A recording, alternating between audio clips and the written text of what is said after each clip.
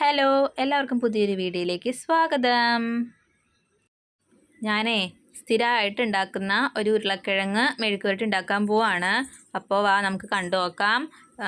നിങ്ങളും കണ്ടു പഠിച്ചോ അറിയാത്തവർ. അപ്പോൾ തുടങ്ങിയാലോ. ഇതിപ്പോൾ അതേ ഉരുളക്കിഴങ്ങ് പൊടിയായിട്ട് അരിഞ്ഞിട്ട് ഞാൻ വെള്ളത്തിലിട്ട് വെച്ചിട്ടുണ്ട്. പിന്നെ 2 വലിയ സവാള എടുത്തിട്ടുണ്ട്.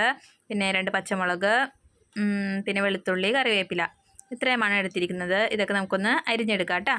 സവാള നീളത്തിലാണ് അരിയണത്. അപ്പോഴാണ് ആ മെഴുക്ക് പുരട്ടിയിൽ കാണുമ്പോൾ സവാളയൊക്കെ കാണുമ്പോൾ ഒരു രസം ഉണ്ടാവുള്ളൂ.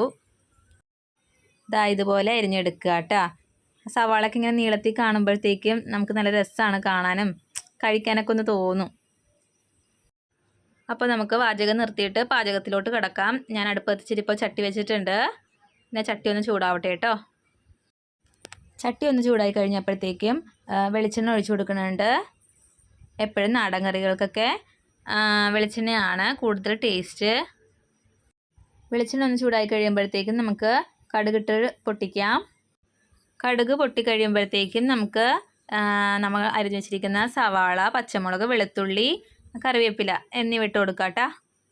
ഇനി ഇതിലേക്ക് പാകത്തിന് ഉപ്പും കൂടി നമുക്ക് ചേർത്ത് കൊടുക്കാം. എന്നിട്ട് എന്ത് ചെയ്യുക, നന്നായിട്ടൊന്ന് നമുക്ക് മിക്സ് ചെയ്യണം. സവാളയൊക്കെ ഒന്ന് സോഫ്റ്റ് ആവണ വരെ നമുക്കൊന്ന് മിക്സ് ചെയ്ത് കൊടുക്കാം കേട്ടോ. ഹൈ ഫ്ലെയിമിലിട്ടിട്ട് തന്നെ നമുക്കൊന്ന് മിക്സ് ചെയ്ത് കൊടുക്കാം. സവാള ഒന്ന് സോഫ്റ്റായി വന്നപ്പോഴത്തേക്കും, അല്ലെങ്കിൽ ഒന്ന് വാടി വന്നപ്പോഴത്തേക്കും കുറച്ച് മഞ്ഞൾപ്പൊടി ഇട്ട് കൊടുക്കുന്നുണ്ട്. കുറച്ച് എരിവുള്ള മുളക് പൊടി ഇട്ട് കൊടുക്കുന്നുണ്ട്. അതൊക്കെ നിങ്ങളുടെ ഇഷ്ടത്തിനനുസരിച്ച് ചേർത്ത് കൊടുക്കാം. പച്ചമുളകിൻ്റെ എണ്ണവും മുളക് പൊടിയുടെയൊക്കെ അളവൊക്കെ നമുക്ക് കൂട്ടുകയും കുറയ്ക്കുകയൊക്കെ ചെയ്യാം. ഞാൻ ഇതെൻ്റെ ആവശ്യത്തിനാണ് ഇട്ടേക്കണത്.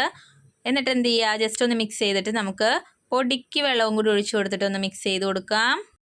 എന്നിട്ട് ഇതിലേക്ക് നമുക്ക് നമ്മൾ അരിഞ്ഞു വെച്ചിരിക്കുന്ന ഉരുളക്കിഴങ്ങില്ലേ, ഉരുളക്കിഴങ്ങ് മാത്രമായിട്ട് നമുക്ക് വാരിയിട്ട് കൊടുക്കാം. എന്നിട്ട് എന്ത് ചെയ്യുക, എല്ലാം കൂടി നന്നായിട്ടൊന്ന് മിക്സ് ചെയ്യുക. എന്നിട്ട് കുറച്ച് മീറ്റ് മസാലയോ അല്ലെങ്കിൽ ഗരം മസാലപ്പൊടിയോ എന്തെങ്കിലും ഉണ്ടെങ്കിൽ ഇച്ചിരി ഇങ്ങനെ ഒന്ന് വിതറി കൊടുക്കുക. എന്നിട്ട് എല്ലാം കൂടി ഒന്ന് മിക്സ് ചെയ്തിട്ട് അടച്ച് വെച്ചിട്ട് ഒരു ലോ ഫ്ലെയിമിലിട്ടിട്ട് പയ്യെ ഒന്ന് കുക്ക് ചെയ്തെടുക്കുക. പൊട്ടറ്റോ വേകുന്നത് വരെ നമുക്ക് ഒന്ന് കുക്ക് ചെയ്തെടുക്കാം. ഇടയ്ക്കിടയ്ക്ക് ഇങ്ങനെ തുറന്നൊന്ന് ഇളക്കി കൊടുക്കുക, വീണ്ടും കൂട്ടി വെക്കുക, എന്നിട്ട് അടച്ച് വെച്ച് വീണ്ടും വേവിക്കുക. അങ്ങനെ ഇടയ്ക്കിടയ്ക്ക് ഇളക്കി കൊടുക്കാൻ മറക്കരുത്. ഞാൻ ചെയ്യുന്നുണ്ട്, അങ്ങനെ ഇടയ്ക്കിടയ്ക്ക് ഇളക്കി കൊടുക്കുന്നുണ്ട്. ഇപ്പം നമ്മുടെ ഉരുളക്കിഴങ്ങ് മെഴുക്ക് പുരട്ടി റെഡി ആയിട്ടുണ്ട്. ഇത് ചോറിൻ്റെ ഒപ്പം അല്ല കേട്ടോ, അതിനേക്കാളും കൂടുതൽ കോമ്പിനേഷൻ ചപ്പാത്തി ഇല്ലേ, ചപ്പാത്തിയുടെ ഒപ്പം ഒന്ന് ട്രൈ ചെയ്ത് നോക്കണം കേട്ടോ. ഞാൻ തീരം കുഞ്ഞിലോട്ട് ഞാൻ കഴിക്കണതാണ് ഇത്. ചപ്പാത്തിയുടെ ഒപ്പം എനിക്ക് ഭയങ്കര ഇഷ്ടമാണ് ഈ കോമ്പിനേഷൻ. ഈ പൊട്ടറ്റോ മെഴുക്ക് പുരട്ടി ചപ്പാത്തിയുടെ ഒപ്പം നല്ല അടിപൊളി കോമ്പിനേഷനാണ്. എത്ര പേർക്ക് ഇഷ്ടപ്പെടുമെന്ന് എനിക്കറിയില്ല. എപ്പോഴും നമ്മൾ ചാറുകറിയൊക്കെയല്ലേ കൂട്ടാറ്, ഇങ്ങനെയൊക്കെ ഒന്ന് ട്രൈ ചെയ്ത് നോക്ക്. പിന്നെ ചോറിൻ്റെ ഒപ്പം കുഴപ്പമൊന്നുമില്ല, എന്നാലും ചപ്പാത്തിയുടെ ഒപ്പം എനിക്ക് ഭയങ്കരമായിട്ട് ഇഷ്ടമുണ്ട്.